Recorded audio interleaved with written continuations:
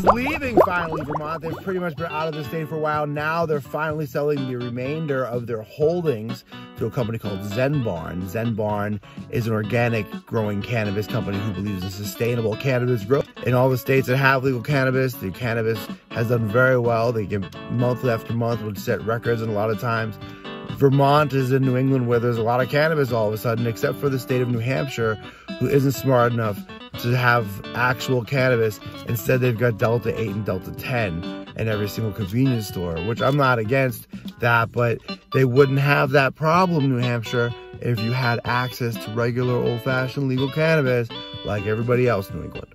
Also in news, over in the UK, people who are medical cannabis qualifiers still aren't able to get medical cannabis, especially if they're connected to the National Health Service, the NHS. What they're saying is they haven't got any studies done, even though they were supposed to get them done years ago. And so physicians who are on the NHS side of things aren't able to prescribe to their patients. And so anyone who gets cannabis medicinally has to have a private insurance company. And so there's now a two-tiered system. Folks involved are saying nobody wins from this system. The fact of the matter is we should all have access to legal cannabis. There was a problem with opiates, and there's an opioid epidemic all across the world, and the pharmaceutical companies are largely responsible for a lot of suffering. Cannabis, however, is shown to relieve some suffering. It can help balance state budgets and is now shown to be quite a healthy medicinal herb.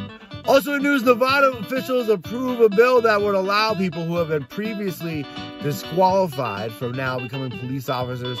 Now they're saying because cannabis is legal, if you had been convicted of a charge that now isn't a charge, now isn't illegal, and that was the reason why you were disqualified from becoming part of the police department or joining the police academy, they're saying you can now reapply and that they'll probably be considering you for that position if that was the only problem. They're also saying that if you're a Nevada police officer, you're not allowed to use cannabis, and that nobody who uses cannabis has any business participating in any police work in that state, not even looking at the website for the police academy, because cannabis is wildly dangerous and will ruin people who are otherwise going to be good police people. Thanks for watching The Watch Daily.